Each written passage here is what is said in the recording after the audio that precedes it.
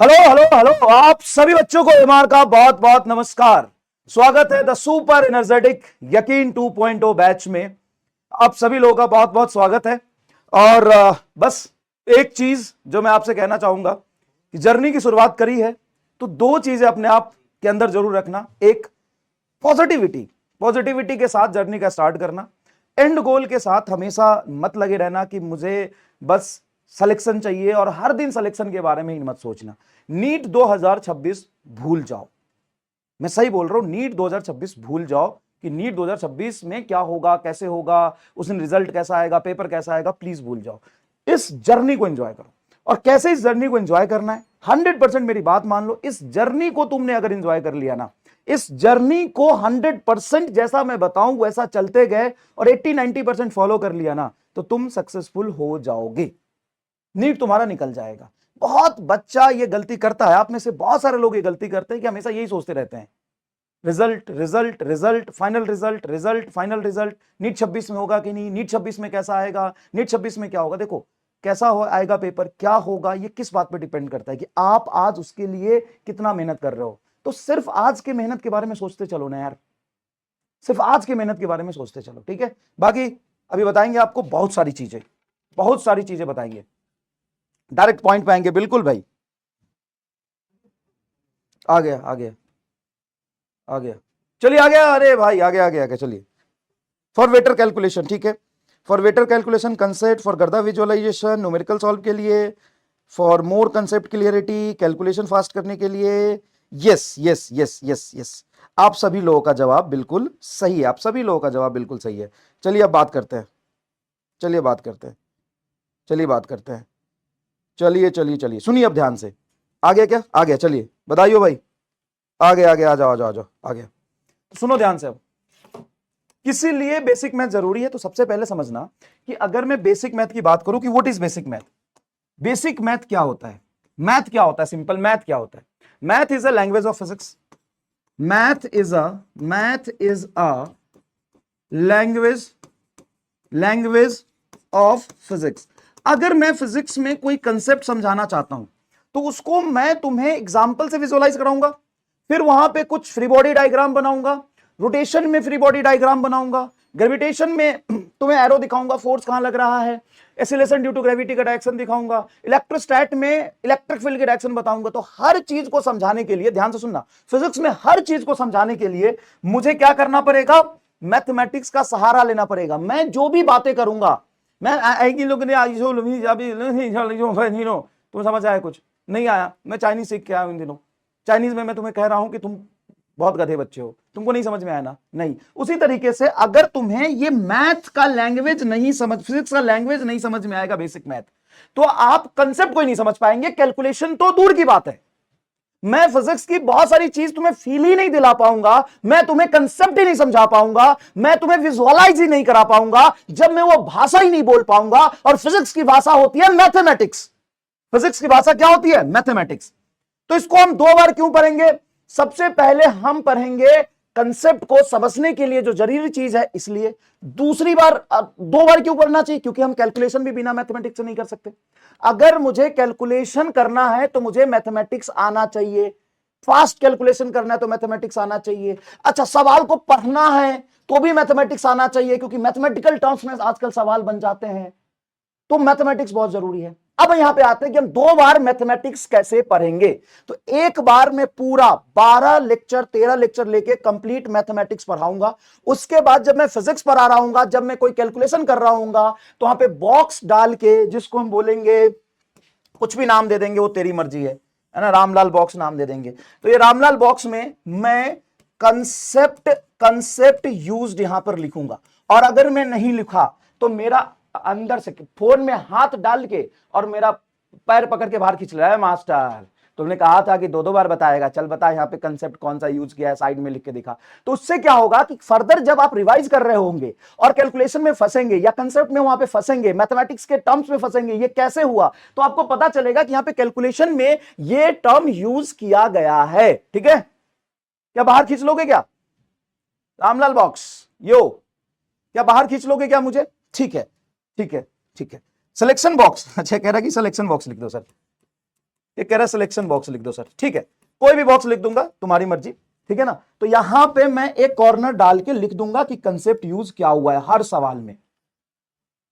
कैसा लगा ये कमेंट बॉक्स में आग लगा के बता दीजिए सर। जोरदार है सर, इससे तो हमारा पढ़ना भी अच्छा हो जाएगा और हम जब कैलकुलेशन कर रहे होंगे तो भी अच्छा हो जाएगा, और जब हम बाद में रिवीजन करेंगे उस समय के लिए भी अच्छा हो जाएगा। चलिए बताइए, समझ में आया क्या?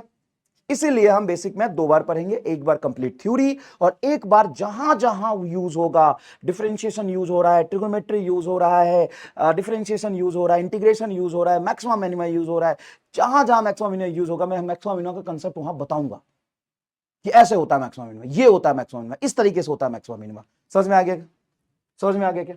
आगे चलिए, जब हम बात करते हैं फिजिक्स की और कॉम्पिटेटिव फिजिक्स की, है ना, तो कई बच्चे ऐसा कह रहे सर नीट का मास्टर, सर आप नीट का हो, पेपर जेई का आ गया है तो नीट का मास्टर, जेई का मास्टर।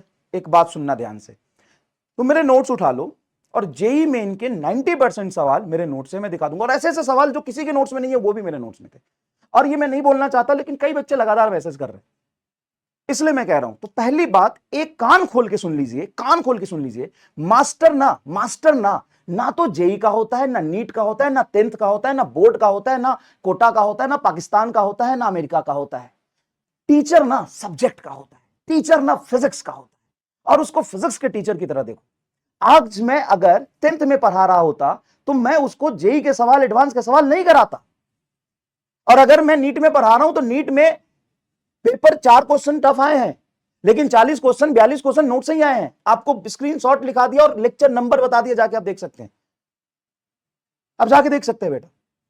तो सबसे पहले जो तुम्हारे अंदर ये द्वंद्व चल रहा है, लॉजिकली और कंसेप्चुअली उस द्वंद्व के बारे में सोचो कि यार टीचर 10th में पढ़ा रहा है तो 10th का ही कंसेप्ट पढ़ाएगा, अगर 9th में पढ़ा रहा है तो 9th का कंसेप्ट पढ़ाएगा, बोर्ड का पढ़ा रहा है तो बोर्ड का कंसेप्ट पढ़ाएगा, जेई का पढ़ा रहा है तो जेई का कंसेप्ट पढ़ाएगा। टीचर पाकिस्तान का होता है, इंडिया का होता है, युगांडा का होता है, जेई का होता है, कोटा का होता है, यह सब्जेक्ट का होता है, सब्जेक्ट का होता है। सब्जेक्ट समझ आना चाहिए, सब्जेक्ट को फील दिलाना चाहिए, विजुअलाइज कराना चाहिए, दिखना चाहिए, कैलकुलेशन होना चाहिए, सवाल होना चाहिए। किस चीज का होता है टीचर? टीचर सब्जेक्ट का होता है, उसको रहने दो, ठीक है ना, उसको रहने दो, ठीक है। तो बहुत सारे लोग मेरे से पूछ रहे थे इसलिए मैंने आपको बता दिया कि टीचर क्या होता है, सब्जेक्ट क्या होता है। चलिए अब हम बात करते हैं फिजिक्स के बारे में, फिजिक्स के बारे में कि फिजिक्स किस चीज पर चलती है। तो फिजिक्स बेटा 5P पर चलती है, P से फिजिक्स और 5P पर फिजिक्स चलती है। पहला P जो है वो ध्यान से सुनिएगा, पहला P है पेशेंस। आप जब तक पेशेंस नहीं रखेंगे, होता क्या है बेटा, बुरा मत मानना, लेकिन हम थोड़ा ना इमोशनल होते हैं, कई बार इमोशनल होके सोचते हैं बहुत ज्यादा, यार ये मुझे नहीं आया अब मैं क्या करूं, ये तो मुझे समझ नहीं आ रहा अब मैं क्या करूं, ये नहीं हो रहा अब मैं रोने लग जाऊंगा। नहीं, प्लीज बेटा, अगर ये जर्नी लंबा है, 10 मिनट में खत्म कर दूंगा, टाइम शुरू करता हूं, 10 मिनट में खत्म कर दूंगा पूरी बात जो मैं कहना चाहता हूं, उसके बाद पढ़ाना शुरू कर दूंगा। और आज के बाद हर लेक्चर में तू देख लेना, तीसरे मिनट, दूसरे मिनट में गुड मॉर्निंग और तुम्हारी बात सुन के मैं पढ़ाना शुरू कर दूंगा। लेकिन आज सिर्फ 10 से 12 मिनट का समय दे दे मुझे, सिर्फ 10 से 12 मिनट का समय दे दे। फिजिक्स जो चलता है 5P पे चलता है। कौन से 5P पे चलता है, ध्यान से सुनिएगा। पेशेंस से कंसेप्ट सीखो, कंसेप्ट सीखो, पेशेंट से कंसेप्ट सीखो, बहुत पेशेंटली सुनो, टीचर की बात छोड़ो मत, स्किप मत करो, पूरा ध्यान से पहले कंसेप्ट सीखो। सर पहला P तो समझ में आ गया, सर दूसरा P, पेन यूज करो, पेन यूज करो। बच्चा कहता है कि सर ये तो समझ आ गया मास्टर, आगे बढ़ रहे, अरे मजा आ गया, मजा आज आ गया, कल भूल जाइबे, तो पूरा उसको ध्यान से पहले सीखो, समझो, विजुअलाइज करो और उसको लिखो, नोट्स बनाओ। क्लास में मैं ब्लैंक पीपीटी पे लिख लिख के पढ़ाऊंगा, उसका नोट्स बनाओ, पेन यूज करो, नोट्स बनाओ, कैलकुलेशन करो, कैलकुलेशन करो, आधा कैलकुलेशन करके मत छोड़ो। ठीक है, कहां अब तीसरा P, पेपर पे करो। कहां करोगे, पेपर पे करो। P for physics, P for patience से कंसेप्ट समझो, P फॉर पेन यूज करो, पेपर पे रगड़ो, रफ पेज पे। पूरी थ्योरी क्लास खत्म होने के बाद रफ पेज पर लिख लिख के एक्टिव रिकॉल करो। जब तक तुम खुद से अपने हाथों से सारी चीजें नहीं लिखोगे तब तुम्हें कैसे समझ आएगा। तब तुम्हें कैसे समझ में आएगा? क्लियर है? तीसरा, प्रैक्टिस, प्रैक्टिस और फिर प्रोग्रेस। ये प्रोग्रेस वाला पी लास्ट में आता है। तो P for physics, P for patience, P for pen, paper, practice and progress. यही होगा भाई साहब, यही होगा भाई साहब। ठीक है, चलिए, तो समझ में आ गया कि हमें पेशेंस से कंसेप्ट सीखना है, घबराना नहीं है। और आप टीचर नहीं बन जाओगे एक ही क्लास करके, आपको धीरे धीरे ही कंसेप्ट समझ में आएगा। कुछ चीजें नहीं समझ में आएगी, रिवीजन कर लेना, पूछ लेना, दोबारा देख लेना, थोड़ा सा पेशेंस रखना। ठीक है, चलिए sir, P for physics, P for patience, P for pen use करना है, पेपर पे खूब प्रैक्टिस करनी है, तभी जाके आपका प्रोग्रेस होगा। और प्रोग्रेस वाला पी लास्ट में भाई। ठीक है, नेक्स्ट, सर हम आपसे पढ़े कि नहीं पढ़े? तो दूसरी बात जो सबसे इंपॉर्टेंट है, बच्चों को लगता है कि ठीक है पढ़ाई शुरू कर दिया, अब हो गया, अब टीचर कर लेगा। नहीं, आप मेरे से सिर्फ और सिर्फ तभी पढ़ना, ध्यान से सुनना, ध्यान से सुनना, आप मेरे से सिर्फ और सिर्फ तभी पढ़ना जब तेरे अंदर इतनी हिम्मत हो कि तुम 10,000 क्वेश्चन सिर्फ फिजिक्स में कर पाओ। सर ज्यादा नहीं हो गए ना, पूरा कैलकुलेशन के साथ समझाऊंगा, सिर्फ फिजिक्स में कर पाओ। सिंपल बताता हूं मैं, 6,000 क्वेश्चन तो मैं तुम्हें क्लास में करा दूंगा, खुद सॉल्व करूंगा 6,000 क्वेश्चन क्लास में, लास्ट ईयर भी किया है। उसके बाद जो 4,000 क्वेश्चन है वो संघर्ष असाइनमेंट के फॉर्मेट में, महामंथन के फॉर्मेट में, क्लास पीपीटी में तो 6,000 क्वेश्चन मिल जाएगा, और डीपीपी के फॉर्मेट में आपको मिलेगा, जो एडवांस कट्टर डीपीपी भी है, दो टाइप के डीपीपी है। इसमें आपको लगभग 30 चैप्टर के 100 सवाल मिलेंगे, है ना, 30 चैप्टर के 100 सवाल मिलेंगे, 3,000 सवाल हो गया। उसके बाद आप टेस्ट दोगे, तो टोटल मैं कह रहा हूं टेस्ट तो दोगे ना भाई, कम से कम 20-30। हाँ सर, तो 20-30 टेस्ट हो गया। तो कितने लोगों के पास हिम्मत है कि वो क्लास में बैठ के पेशेंट से ये 10,000 क्वेश्चन कर पाएगा? है हिम्मत तो बताओ, ये 10,000 क्वेश्चन कर पाएगा? 10,000 क्वेश्चन करने की हिम्मत है ना, तभी आना। 100, 200, 400 कलम का इंक खत्म करने की हिम्मत आएगा ना, तब करना। ठीक है, तभी आना। सबसे पहली बात, अगर आप पढ़ना चाहते हो तो सिर्फ आपके क्लास में आने से नहीं होगा, आपको ये क्वेश्चन समझना पड़ेगा, आपको क्लास में इतने क्वेश्चन करने पड़ेंगे, और उसके बाद जो आपको होमवर्क मिलेगा, जो आपको होमवर्क मिलेगा, जो संघर्ष असाइनमेंट दूंगा, महामंथन दूंगा, ये क्या है मैं और बताऊंगा आपको, क्लास पीपीटी डीपीपी इसे करना पड़ेगा। कंसेप्ट को पेशेंटली फील के साथ पढ़ना है, फिजिक्स से खेलना सिखा दूंगा, फिजिक्स तुमसे होगा इसकी पूरी गारंटी है। घर पर बहुत सारे क्वेश्चन प्रैक्टिस करने का टाइम दे पाओगे। अगर तुम मुझे फिजिक्स के लिए रोज 5 आवर देने के लिए तैयार हो, तभी तुम मेरे से पढ़ना मत पढ़ना। सिंपल कैलकुलेशन है, 4.5 घंटे से लेके 5 घंटे रोज फिजिक्स को देने के लिए आप तैयार हो, तभी तुम मेरे से पढ़ना। नहीं तो हाथ जोड़ के कह रहा हूं, प्लीज मत पढ़ना, प्लीज मत पढ़ना। क्योंकि समय दोगे तभी मैं कंसेप्ट सिखा पाऊंगा, तभी मैं सवाल करा पाऊंगा, और तभी तुम घर पे प्रैक्टिस कर पाओगे। एक्स्ट्रा लेक्चर से परेशान नहीं होना। एक्स्ट्रा लेक्चर इसलिए दूंगा क्योंकि मैं ये महामंथन का सॉल्यूशन दूंगा, संघर्ष का सॉल्यूशन दूंगा, है ना, और जो कट्टर एडवांस डीपीपी है उसका सॉल्यूशन दूंगा। तो ऑब्वियस सी बात है, इन सबका सॉल्यूशन दूंगा, होमवर्क का सॉल्यूशन दूंगा, तो एक्स्ट्रा लेक्चर कुछ लगेगी, एक्स्ट्रा लेक्चर लगेगी। ठीक है, निगेटिव से स्टार्ट करना है। बहुत सारे बच्चे निगेटिव से स्टार्ट नहीं करना चाहते, लेकिन मैं निगेटिव से स्टार्ट करूंगा। थोड़ा पेशेंस तुम बना के रखना, थोड़ा रखना, है ना, थोड़ा रखना। उस समय मान लो मैं निगेटिव से स्टार्ट कर रहा हूं, तो बस देख लेना, या पीपीटी से पढ़ लेना, या कुछ और कर लेना, लेकिन यहां तक लेके जाऊंगा एडवांस तक। तो कई बच्चे सीधा ये करना चाहते हैं, तो प्लीज मेरे से मत पढ़ना भाई, मैं सीधा एडवांस नहीं पढ़ा सकता, सीधा एकदम हाई लेवल के क्वेश्चन नहीं करा सकता मैं, है ना। प्लीज प्लीज प्लीज मेरे से मत पढ़ना कि डायरेक्टली तुम्हें हाई लेवल के क्वेश्चन करने हैं, तो मैं नहीं करा पाऊंगा बेटा हाई लेवल के क्वेश्चन डायरेक्ट। क्यों नहीं करा पाऊंगा भाई? यार बेसिक कंसेप्ट पढ़े बिना तुम कर लोगे क्या?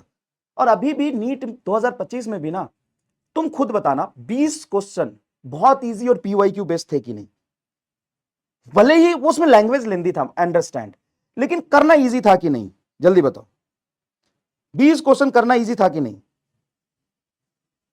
20 क्वेश्चन करना इजी था कि नहीं? जल्दी बताओ, 20 क्वेश्चन करना इजी था कि नहीं? जल्दी बताओ। ठीक है, अब उस 20 क्वेश्चन के लिए तो सबसे पहले बेसिक से पढ़ोगे, कंसेप्ट को समझोगे, कैलकुलेशन को समझोगे, तभी तो पढ़ पाओगे। हाँ सर, बात तो आप ठीक कह रहे हो मास्टर, एकदम सही है। तो निगेटिव से स्टार्ट करना बहुत जरूरी है। लेकिन अगला जो 15-20 क्वेश्चन था, मैं 3-4 क्वेश्चन जो बहुत एडवांस लेवल के थे, वो तो तुम किसी को भी दे दोगे, टीचर को भी दे दोगे, तो सॉल्व नहीं करेगा। तो अगर ऐसा ही पेपर आ गया, तो जो बेसिक से 20 क्वेश्चन है उसके लिए तो निगेटिव से पढ़ना जरूरी है। हाँ सर, उसके बाद जब एडवांस तक आपको जाना है तो नेक्स्ट जो 20 क्वेश्चन था ना उसके लिए जेईई मेन के अपर लेवल तक जाना बहुत जरूरी है, तो वहां तक भी लेके जाऊंगा। तो बहुत सारे बच्चे होते हैं, तो कोई यहां से शुरू नहीं करना चाहता, कोई यहां पढ़ना चाहता है, और कोई सिर्फ यही पढ़ना चाहता है, यहां नहीं जाना चाहता। तो अगर तुम दोनों के डेल्टा में फिट बैठ रहे हो ना तो पढ़ो, वरना तुम कहीं भी पढ़ सकते हो, कोई दिक्कत नहीं है, ठीक है, कहीं भी पढ़ सकते हो। अब मैं तुम्हें बताऊं, ये मैं ऐसे ही देख रहा था, तो लास्ट ईयर के यकीन का है, लास्ट ईयर के यकीन में टोटल, मतलब मैं ऐसे ही देख रहा था तो मेरे सामने आ गया, टोटल 347 लेक्चर लिए हैं और सारे लेक्चर 2 आवर प्लस के ड्यूरेशन के थे।